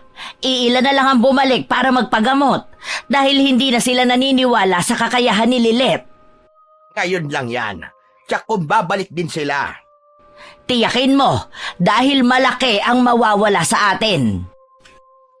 Ang kausap ni Lolo Poldo si Lola Insyang ay tila nanginig ang katawan ng matandang babae. Nagulat naman at nataranta si Lolo Poldo. Insyang! Insyang! Ano nangyayari sa'yo? Patuloy sa panginginig ang katawan ni Lola Insyang, kaya tinawag ni Lolo Poldo ang apo sa kwarto. Nagmamadaling lumabas ng silid si Lilith. Nagulat ang bata nang makita ang nangyayari sa kanyang lola. Lolo Poldo, bakit po nagkakaganyan si Lola? Hindi ko rin alam, Apo. Lilith, tulungan mo ang lola mo. Gamutin mo ang iyong lola. Opo, Lolo. Agad na lumapit si Lilith sa kanyang Lola Insyang. at hinawakan ang kamay nito upang gamutin. Napapitlag naman si Lilet. Napasigaw naman si Lola Insyang. Bakit, Lilet? Lolo, meron pong mali eh. Anong mali? Hindi ko po maipaliwanag, pero walang sakit si Lola Insyang. Samantala, huminto ang panginginig ni Lola Insyang. Kumalma na ito, subalit matalim ang tingin kay Lilet. Pwede ba, Lilet? Umalis ka sa harap ko! Alis! Pero Lola Insyang... Narinig mo ba sinabi ko? Sabi ko, umalis ka! Insyang naman, ba't ka ba nagagalit sa bata? Wala siyang masamang ginagawa. Ang nais pa nga ng apo natin ay matulungan ka. Ayoko siyang makita. Napaiyak ang bata dahil sa ipinakitang galit ng kanyang Lola Insyang, kaya lumayo na lang ito at bumalik na sa kanyang kwarto. Nakita mo na? Nakita mo na, Insyang? Umiyak tuloy ang bata. Wala akong pakialam. Ano ba nangyari sa'yo kanina? Hindi ko rin alam, pero wag mo nang alalahanin. Dahil okay lang ako at wala akong sakit. Kailangan ko nga palang umalis. Saan ka naman pupunta? Kailangan ba lahat ng lakad ko sasabihin ko sa'yo, Poldo? Dahil asawa mo ko. Pero kung ayaw kong sabihin, wala kang magagawa. Kaya pwede ba manahimik ka na lang at wag mo akong pakialaman? Ang pag-alis na yun ni Lola Insyang ay may kinalaman sa nangyari sa kanyang panginginig at pangingisay. Dahil pakiwari niya ay may kung anong tinig siyang naririnig at niyayaya siyang puntahan ang pinagmumulan ng tinig na yon. Hindi ko kayang pigilan itong nararamdaman ko. May humihila sa akin. Dahil hindi kayang labanan ang nararamdaman, may kung anong enerhiya na humihila kay Lola Insyang, kaya sinunod na lang yon ng matanda. May naririnig din siyang tinig na siya lang ang nakakarinig. Yun ang sinundan ni Lola Insyang. Ang dilim ng gabi ay binabagtas ni Lola Insyang. 100 yun sa kinaroroonan ng tinig na kanyang naririnig sa kanyang isipan. Wala namang kamalay-malay sila Lolo Poldo at Lilet sa nangyayaring yun kay Lola Insyang. Sino pong tinatanaw niyo, Lolo? Ang lola mo, apo. Kanina pa siya wala. Uuwi din po yun. Gabi na kasi. Baka kumapado siya. Lolo, may itatanong lang po sana ako. Bakit po ba laging galit sa akin si Lola Insyang? Ayaw na ayaw niya sa akin. Huwag mo na laman siyang pansinin, apo. Kung ayaw man sa'yo ng Lola Insyang mo, andito naman ako. At mahal na mahal kita, apo. Salamat po, Lolo. Pero Lolo, bakit po kaya kung ano-anong nangyayari sa akin? Alam ko po na hindi niyo ako tunay na apo. Pero ano po ba talaga ako? Bakit mo naman naitanong yan, Lilet? Nagtataka lang po ako. Kasi po, hindi ako katulad ng ibang bata. Maraming kakaiba sa akin. May mga kakayahan ako na wala sa ibang bata. Naiisip ko tuloy na hindi ako normal. Pero kung hindi niyo ako katulad, ano po ba ako? Apo, hindi ko rin kayang sagutin ang tanong mong yan. Pero alam kong darating din ang takdang panahon na mabibigyan ng katugunan ang mga ipinagtataka mo. Kailan po yun? Kasi po, gusto ko na ring malaman ng totoo tungkol sa pagkatao ko. Natatakot na rin po kasi ako Ano namang ikinakatakot mo, apo? Na dahil kakaiba ako, baka may mangyaring hindi maganda at madamay kayo ni Lola Insyang. May kung anong naramdaman si Lolo Poldo sa sinabi ni Lilet dahil iniisip ng bata ang kanilang kapakanan at kaligtasan. Ayaw nitong maging sila ay malagay sa panganib dahil sa pagkakaroon nito ng kakaibang katauhan. Samantala, nakarating naman na si Lola Insyang sa lugar na pinagmumulan ng tinig na tanging siya lamang ang nakakarinig. Hindi lang siya nag-iisa, kundi marami sila na tinahak ang dilim ng gabi upang sundan ang pagtawag sa kanila. Nagtitipon sila sa isang lugar na tila bulwagan. Pagkatapos ng ilang minutong paghihintay, ay lumabas mula sa isang nakasarang kwarto ang isang nilalang na siyang pinakapinuno ng grupong yun. Siya ay walang iba kundi si Apo Sandro, ang nagmamay-ari ng tinig na tumatawag kay Lola Insyang at naririnig sa kanyang isipan. Kasama niya roon ang iba pa. Maraming salamat sa inyong pagtugon, mga kasama. Hindi magkakakilala ang mga taong naroroon, subalit tila nagkakaisa sila ng isipan at layunin. Walang nag-uusap, kundi lahat ay nakikinig sa ipinapahiwatig ni Apo Sandro. Ito na ang pinakahihintay kong sandali, mga kasama. Kaya makinig kayong mabuti sa akin. Matamang nakikinig ang mga taong nagkakatipon. Ako si Apo Sandro, ang inyong pinuno na dapat niyong sundin. Kayo ang mga napili ko upang maging alagad. Mula kayo sa mga taong nagtiwala sa kakayahan ko nang magkaroon kayo ng sakit. At pinagaling ko kayo. Panggagamot ang naging paraan ni Apo Sandro upang madali niyang maparami ang lipi ng mga aswang. Ngayon na nga ang sandaling hinihintay ni Apo Sandro upang magkaroon na ng katuparan ang kanyang misyon. Isa si Lola Insyang sa naging pasyente na nagpagamot kay Apo Sandro, kaya kasama ito sa mga taong nasalinan ng pagiging aswang. Dahilan din kung bakit lalong naging masama ang ugali nito. Magmula sa mga araw na ito, magiging ganap na ang pagiging alipin nyo. Magkakaroon na ng bisa sa inyong katauhan ng pagiging isang aswang. Wala na kayong magagawa pa. Hindi nyo na ito matatanggihan pa dahil naipasa na yon sa katauhan nyo. Mataman na nakikinig lamang ang mga naroon. Walang kumukontra kay Apo Sandro dahil lahat sila ay nasa ilalim na ng kapangyarihan ng kadiliman. Pagkatapos ng gagawin nating ritual na siyang magpapatibay ng inyong pagiging aswang, ay makakabalik pa rin kayo sa inyong mga pamilya. Mamumuhay na kasama sila, subalit ibang pagkatao na ang meron kayo.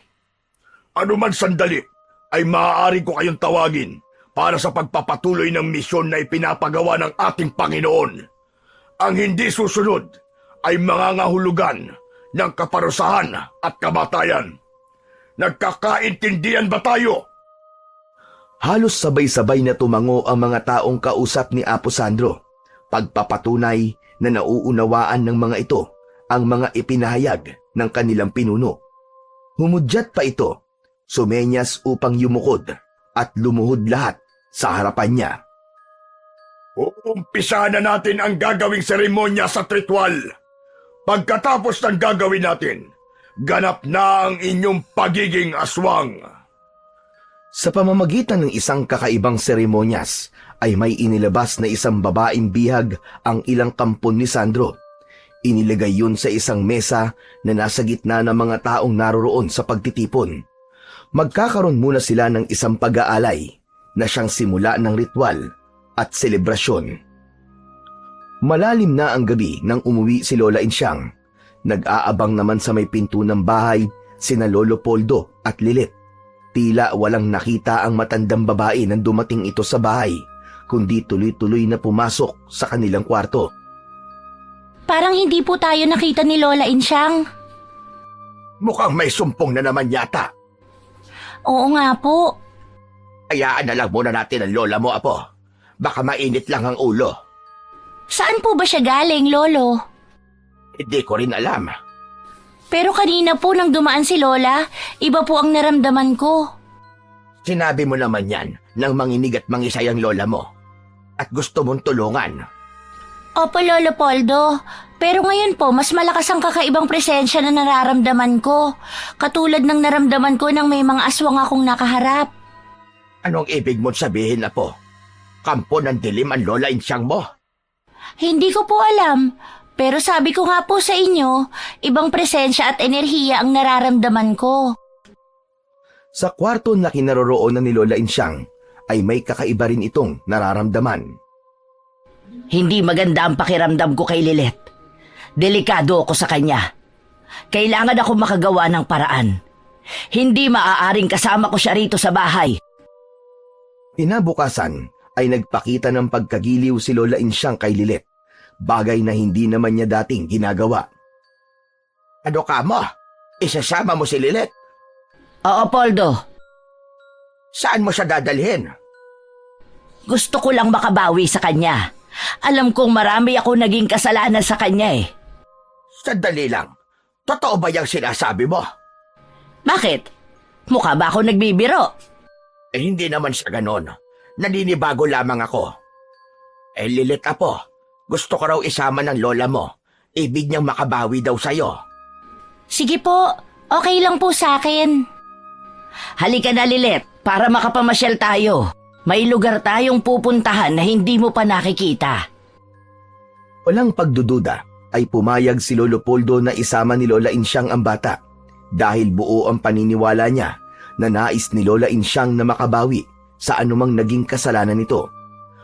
Bagamat may nararamdamang kakaiba si Lilith sa pagsama niya sa kanyang Lola Insyang, ay nanaig pa rin sa isip at damdamin ng bata ang kasabikan na makasama ang lola nito, lalo na't hindi ito naging masungit sa kanya. Dinala ni Lola Insyang si Lilith sa lugar ni na Apo Sandro. Ipinasok ito sa isang lugar na siya lang ang naroon. Sa kanya ipinaalam yon sa kanilang pinuno. Nagtataka man si Lilith, ay sumunod na lang ito sa kanyang Lola Insyang. Hindi ko naramdaman yun na magpagamot ako sa kanya, Insyang. Maaaring dahil iba ang inyong pakay ng pagkakataong nakaharap siya. Tama ka. Kaya nabaliwala ko ang aking nararamdaman tungkol sa pagkatao ng batang si Lilith. Hadlang siya sa iyong mga plano, Apo Sandro. Kaya malaking bagay itong iyong ginawa. Sa lugar na ito, ay tatapusin natin siya. Nakahanda ka ba sa bagay na yon? Kayo ng asawa mo ang matagal na nag-aalaga sa kanya. Oo. Balit kahit kailan ay hindi ako nagkaroon ng amor sa batang yan. Dahil sa simula pa lang mainit na ang dugo ko sa kanya. Kung ganun pala, ay wala kang pakialam sa kanya, Insyang. Oo. Kaya kayo na ang bahala sa kanya, Apo Sandro. Gawin mo kung anong dapat sa kanya. Ako na ang magpapaliwanag kay Poldo sa aking pag-uwi. Magaling. Ngayon ay pinatutunayan mo sa akin ang iyong katapatan, Insyang. Ginagawa ko lamang kung ano ang sinasabi ng aking isipan. Kuna ang bahala sa batang yon. Ihahandog ko siya sa ating Panginoon. Kapag naibigan niya ang handog natin, kapalit noon ay dagdag na lakas at kapangyarihan sa panig mo. Magiging angat ka sa ibang aswang. Sa pag-uwi ni Lola Insyang, ay hindi na nito kasama pa si Lilith, kaya ganun na lang ang pagtataka ni Lolo Poldo. Ay pangako ka na ikaw ang bahala sa apo natin. Ginawa ko ang bahagi ko, Poldo. Binantayan at inalagaan ko siya. Pero nasaan siya ngayon? Bakit hindi mo siya kasama? Dahil naging matigas ang ulo niya. Pilit na umalis at kung saan nagpunta. Hindi mo na hinanap. Dahil alam kong makakauwi pa rin siya. Kaya hindi ko na hinanap. Ano ka ba naman, Insyang? Hindi mo man lang inisip ang kapakanan niya. Alam mong bata pa yon. Pareho nating alam na hindi siya katulad ng pangkaraniwang bata. Ibig lang sabihin, iba si Lilith.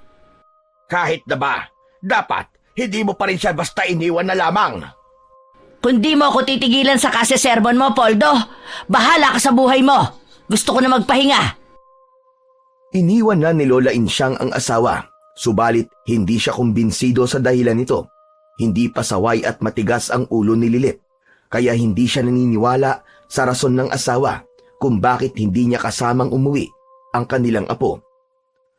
Sa lugar naman na pinag-iwanan ni Lola Insyang kay Lilith, ay umiiyak na ito dahil alam niyang niloko siya ng kanyang lola. Ang sabi ni Lola Insyang, ipapasyal niya ako. Pero anong lugar tong pinagdalhan niya sa akin? Bakit nakakulong ako? Paano ba ako makakalabas dito? Nag-aalala at natatakot na ang bata dahil nag-iisa lamang siyang nakakulong sa kwarto. Biglang bumukas ang pinto at iniluwa noon si Apo Sandro. Huwag ka nang mag-isip upang tumakas, bata. Dahil hindi yun mangyayari. Maigpit ang pagkakakandado ng mga pinto dito. At isa pa, bago mo paggawin ang plano mo, ay malalaman ko na yon. Ikaw yun! Tama, ikaw nga yun! Ang alin, bata? Yung nagpagamot sa akin at nagreklamo na hindi ko napagaling? Ikaw yun! Nagkunwari ka lang na may sakit. Gusto mo lang akong lokohin para paniwalain ng mga tao sa kasinungalingan mo.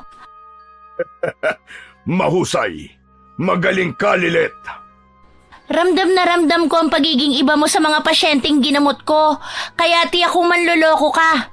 Masama ka. Kampon ka ng dilim. Totoo ang lahat ng sinasabi mo. At ikaw naman, nabibilang na mga oras mo. Dahil ihahandog ka na sa aming Panginoon. Hindi ako makakapayag. Ipinagkalulu ka ng Lola Insyang mo. Dinala ka rito kapalit ng dagdag na kapangyarihang makukuha niya. Hindi po totoo yan. Yun ang totoo. At wala ka na magagawa pa, bata. Dahil nandito ka na at isa ka ng bihag. Kaya kung ano man ang gagawin namin sa'yo, kami na ang nakakaalam nun. Iniwan na ni Apo Sandro si Lilet. Hinanakit ang nararamdaman ng bata para sa kanyang Lola Insyang. Sa kabila ng kanyang pagmamahal at lubos na pagtitiwala rito, ay nagawa pa siyang ipagkanulo. Ibinigay siya sa mga nilalang na elemento ng kasamaan. Bagamat batid ni Linet na may taglay siyang kapangyarihan, yun nga lang ay para yun sa panggagamot at paglaban sa mga aswang. Subalit ang makatakas sa pagkakakulong niya sa isang saradong kwarto ay hindi niya alam kung paano. Kaya pakiramdam niya ng mga sandaling yun ay walang saysay ang anumang kapangyarihang meron ang kanyang mga palad, sapagkat wala siyang magawa. Nakabukas ang mga palad na pinagmamasdan yun ng bata. Kinausap niya ito. Yun ang tangi niyang ginawa. Paano na ako rito? Papatayin nila ako. Iaalay sa kanilang Panginoon. Kapag wala na ako, paano na ang mga taong nangangailangan ng tulong? Lalo na ang mga mahihirap. Sana naman may paraan pa. Pumasok na lamang yun sa isip ng bata na kausapin ang kanyang palad, bagamat wala sa hinagap niya kung magkakaroon yun ng bisa. Pagkaraang kausapin ni Lilet ang kanyang palad, ay may pumasok na makapal na usok sa kwartong kinaroroonan nito. Ipinagtaka naman yun ng bata. Saan galing ang makapal na usok na ito? Bakit pumasok sa kwartong to? Bagamat makapal ang usok na pumasok sa kinaroroonan ni Lilet, ay wala yung masamang epekto sa kanya. Hindi siya nauubo, kahit panalalanghap yun, kundi tila ba nagbigay pa ng kakaibang enerhiya ang usok sa kanya. Hanggang sa ang makapal na usok ay lumikha ng imahe, naging isang hugis tao at pagkadakay naging anyo ng isang babae. Nasindak si Lilet sa kanyang nasaksihan. Sino ka? Anong kailangan mo sa akin? Ikaw ang usok na pumasok dito sa kwarto. Oo, Lilet. Nagpakita ako sa'yo dahil kailangan mo ng tulong. Kilala mo ako? Kilalang kilala at lagi kitang sinusubaybayan. Ngayon nga ay alam kong nasa panganib ka. Sino ka ba?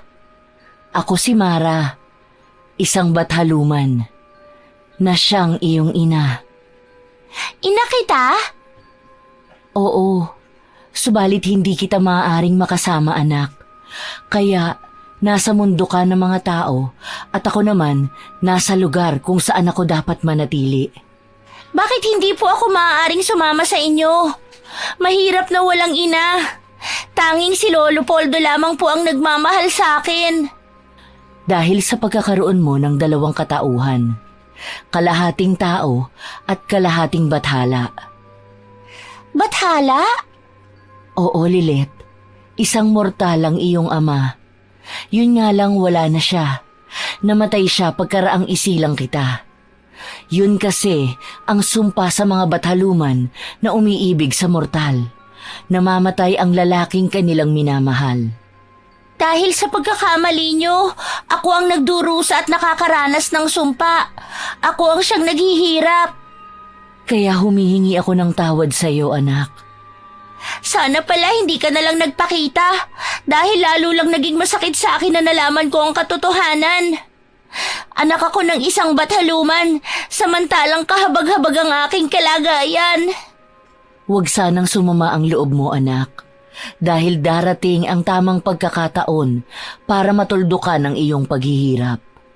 Kung ang nais mo'y manirahan din sa mundo, kung nasaan ako, mangyayari yon sa takdang panahon, sapagkat isa kang batang bathaluman. Kailan po yun?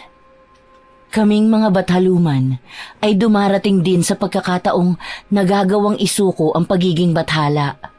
Kapag nangyari yun, maaari kong ilipat sa iyo ang aking katauhan. Ipapasa ko sa iyo ang aking espiritu. Sa ganong paraan ay magiging buo ka, anak. Mapupunan ang kalahati ng pagkatao mo na isang mortal. Magiging buo ang iyong pagiging bathala. Saka ka palang maaaring manirahan sa aming mundo. Maiiwan ko po si Lolo Poldo. Oo, subalit ang desisyon ay nasa iyo, Lilet.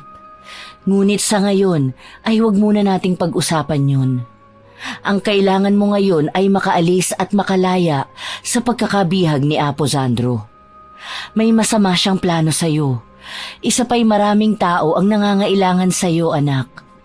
May mga taong kailangan mo pang iligtas, lalo na ngayong umiiral na sa baryong kinalakihan mo ang kasamaan dahil sa pamamayani ng mga kampo ni Apo Sandro.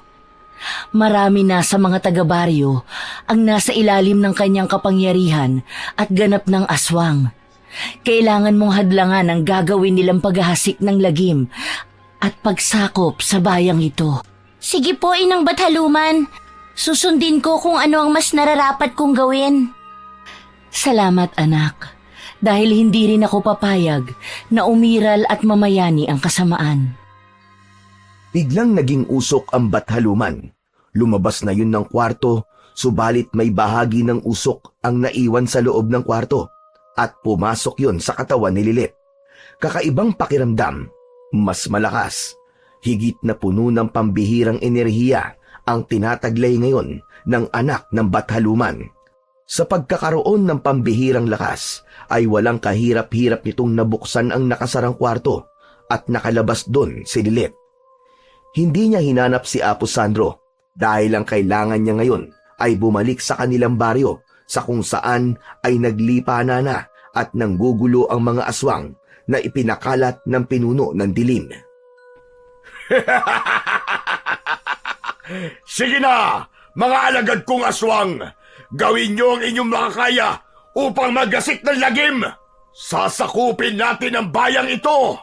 At tayo ang mga aswang ang dapat na maghari!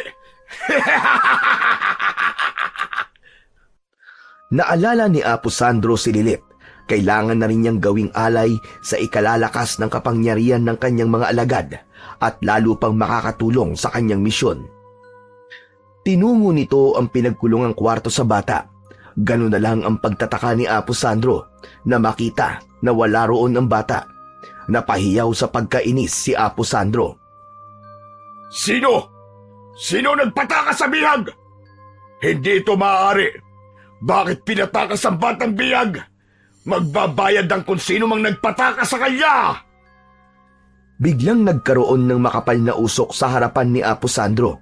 Nagulat ang matandang lalaki, lalo na nang maging anyong tao ang usok at naging imahe ng isang magandang babae. Ako ang nagpatakas sa iyong bihag, Apo Sandro. Ikaw? Isa kang bathaluman! Oo, at anak ko ang batang binihag mo. Nagkamali ka ng batang ibig mong gawing alay. Ano ka mo? Anak mo si Lilet?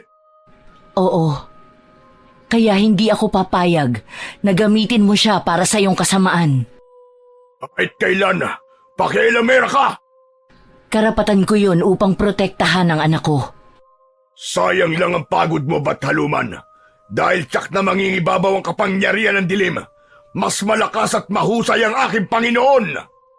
Huwag kang puro satsat, Apo Sandro.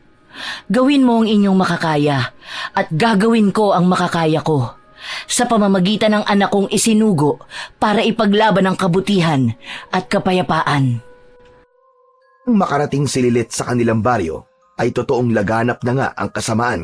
Nagkalat ang iba't ibang mga aswang.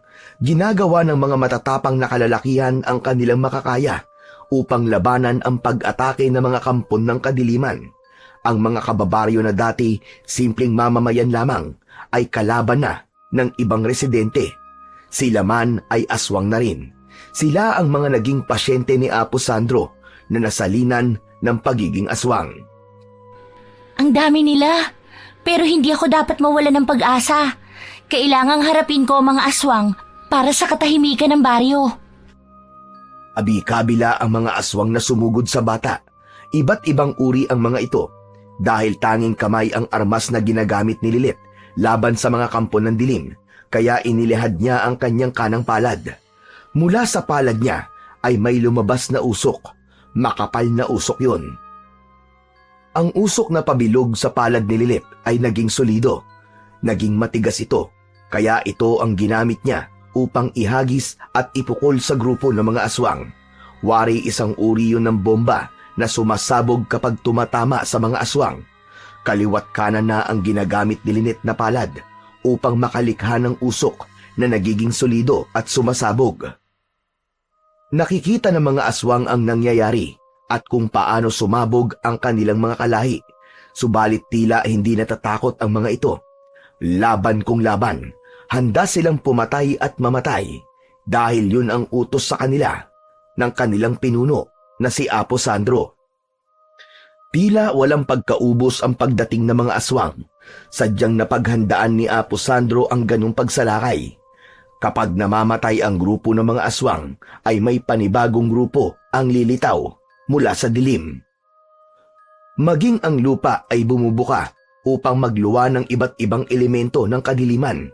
Maging ang iba't iba pang maligno ay sumama na at tumulong sa mga aswang upang labanan ang batang anak ng Bathaluman na sadyang isinugo upang pigilin ang pag-aasik ng kasamaan.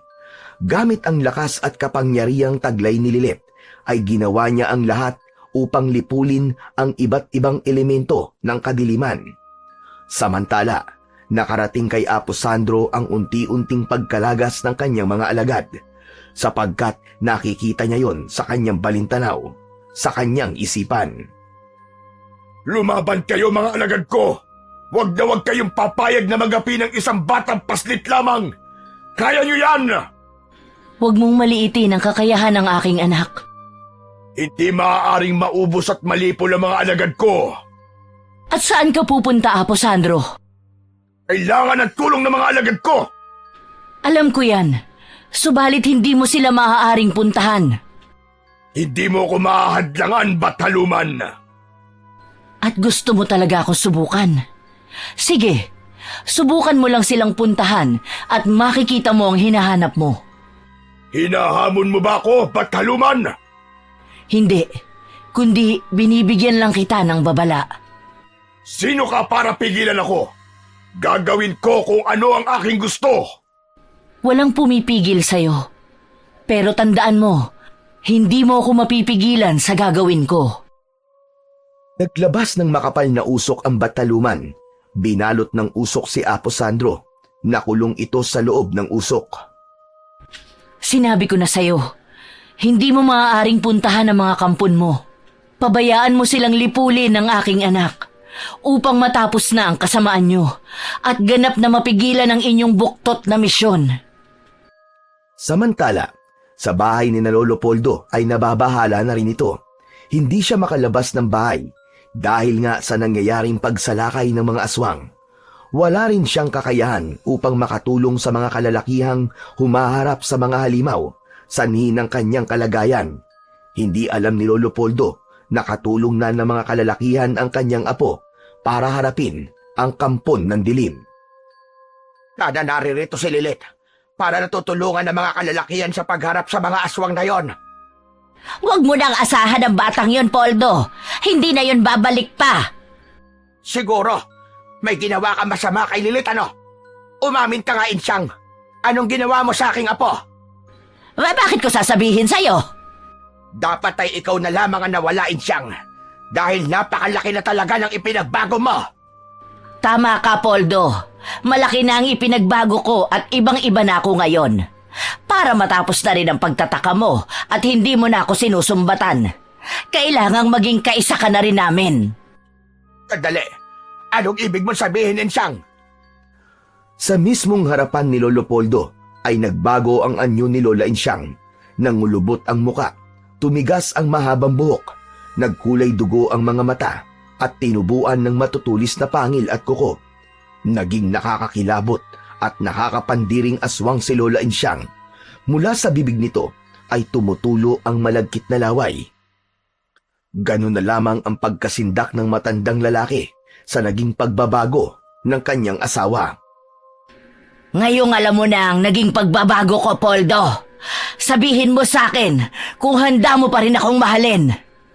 Lumayo ka sa akin, halimaw ka! Huwag kang lumapit sa akin!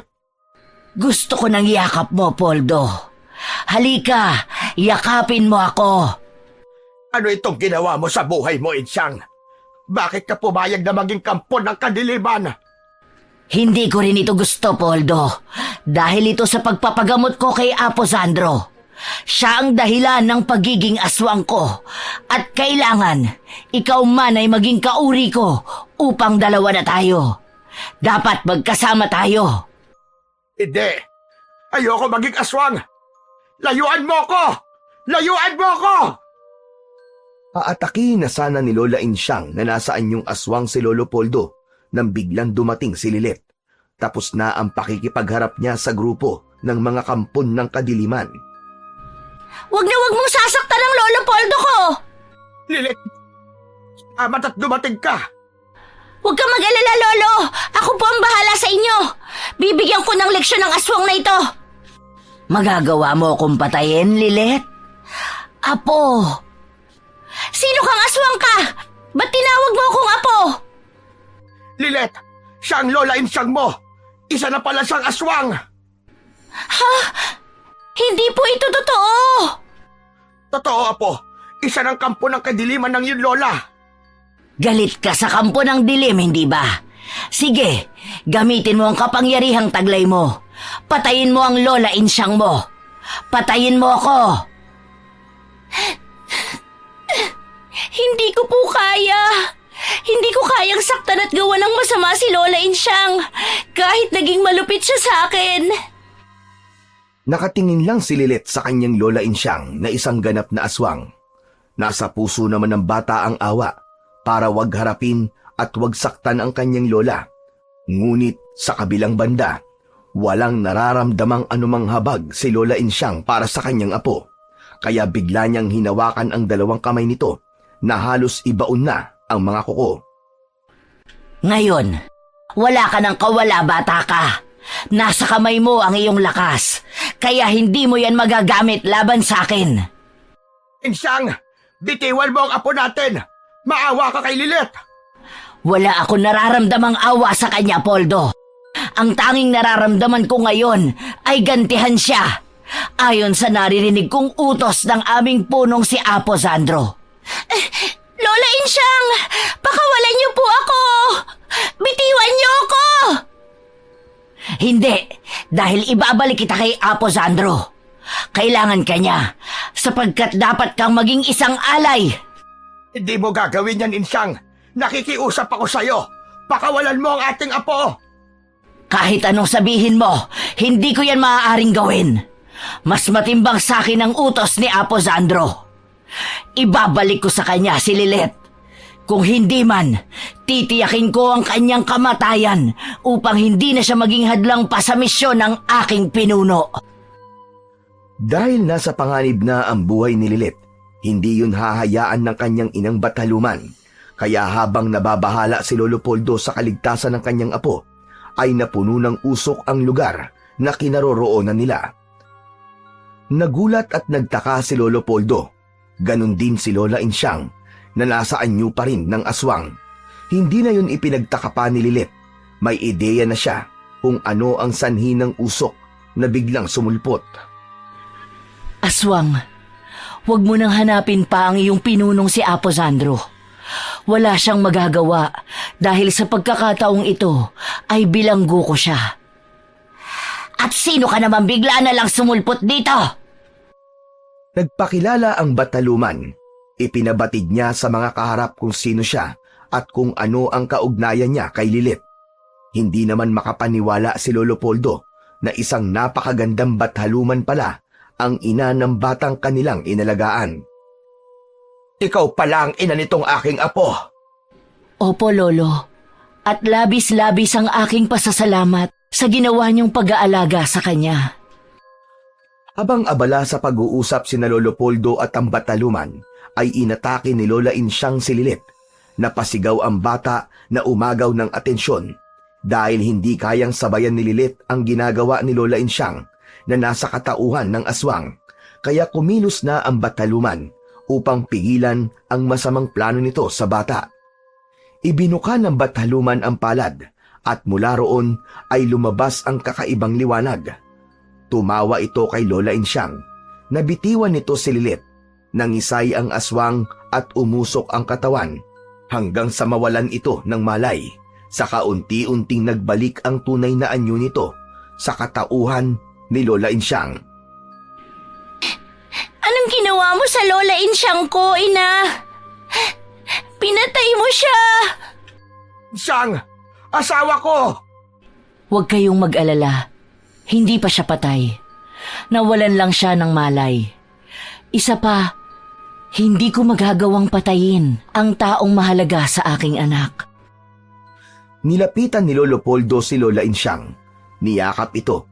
Tama ang Bataluman. Hindi pa ito patay. Bagkus ay nawalan lang ito ng malay. Lilith, anak, kailangan sumama ka sa akin. Babalikan natin si Apo Sandro. Para saan po, Ina? Ikaw lamang ang maaaring magpasya para sa kanya. Ang katapusan niya ay nakasalalay sa iyong mga kamay. Sumama si Lilith sa kanyang ina. Sa lugar naman ni Apo Sandro ay inabutan nilang nakakulong ito sa gitna ng makapal na usok at nagpupumilit na kumawala. Salamat naman at nagbalik ka na, Bataluman. At kasama mo pa ang batang yan. Na aking anak, isang batang Bataluman. Bakit mo pa siya isinama? Sapagkat siya lamang ang may kakayahang tapusin ka, Apo Sandro. Hindi mo na siya dapat isinama. Anak, ikaw na ang bahala sa kanya. Lilith, maawa ka. Huwag mong ituloy ang anumang nasa isip mo. Magbabago na ako. Pinapangako ko yan. Hindi ako naniniwala dahil alam kong manloloko ka, mapanlin lang at ginawa mo na yun sa akin. Kaya dapat sa nilalang na kagaya mo, hindi na binubuhay pa. Hindi tama ang ginagawa mong paghahasik ng kasamaan.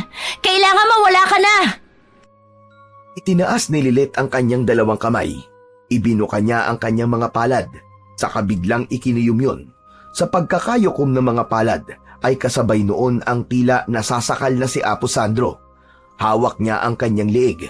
Mas malakas na ang taglay na kapangyarihan ni Lilith dahil yun sa inang Bataluman. Sa pagkalagot ng hininga ni Apo Sandro ay naglaho na rin ang usok na naging bilangguan niya. Sa isa pang senyas ni Lilith ay ganap nang naglaho si Apo Sandro. Tapos na ang tungkulin ko, anak. Kailangan ko nang bumalik sa aking mundo. Gaya ng nasabi ko, hindi kita maisasama. Subalit darating ang takdang panahon upang doon ka rin manirahan. Okay lang po sa akin, Ina, ang hindi na manirahan sa mundo mo. Mas gusto ko po sa piling ni Lolo Poldo. Hindi ko po sila kayang iwan dahil mahal na mahal ko po sila. Nauunawaan kita, anak. Nananaig ang pagmamahal mo sa kanya bilang tao. At alam kong magiging masaya ka sa piling nila. Huwag ka ring mag-alala. Dahil sa muling paggising ng Lola Insyang mo, magiging bagong nilalang na siya. Inalis ko na sa katauhan niya ang masamang espiritu na dahilan ng kanyang masamang ugali. Magiging mabait na siya sa'yo. Wala na rin ang kanyang pagiging aswang na ipinasa ni Apo Sandro. Sa pag-alis ng inang Bataluman ni Lilith, ay nagbalik na ang bata sa bahay ng kanyang Lolo Poldo. Ganon na lang ang kasiyahan nito nang makita ang kanyang apo. dahil inakala ng matanda na hindi na nila makakasama pa ulit si Lilet. Dahil sa kasabikang nararamdaman, nilapitan ni Lolo Poldo ang apo at niyakap ng mahigpit. Salamat at hindi mo kami iniwan, Apo. Akala ko sumama ka na sa iyong ina. Hindi po. Ayoko kayong iwan, Lolo. Dahil mahal na mahal ko po kayo ni Lola Insyang. Nasaan po pala siya? Samantala, nagkamalay na si Lola Insyang, isang bagong Lola Insyang. Narito ako, Apo. Ano bang nangyari? Parang napakahaba yata na naging tulog ko Nagkaroon ako ng masamang panaginip na may mga gustong sumalbahe sa iyo, Apo. Ay, salamat na lang at nakaligtas ka. Nagtataka na nakatingin si Lolo Poldo sa kanyang asawa. Ibang-iba na ang aura ni Lola Insyang. Makikita sa mukha nito ang tila pagbabago. Napatingin si Lolo Poldo kay Lilet. Humindat ang bata. Nauunawaan naman yun ng kanyang Lolo Poldo.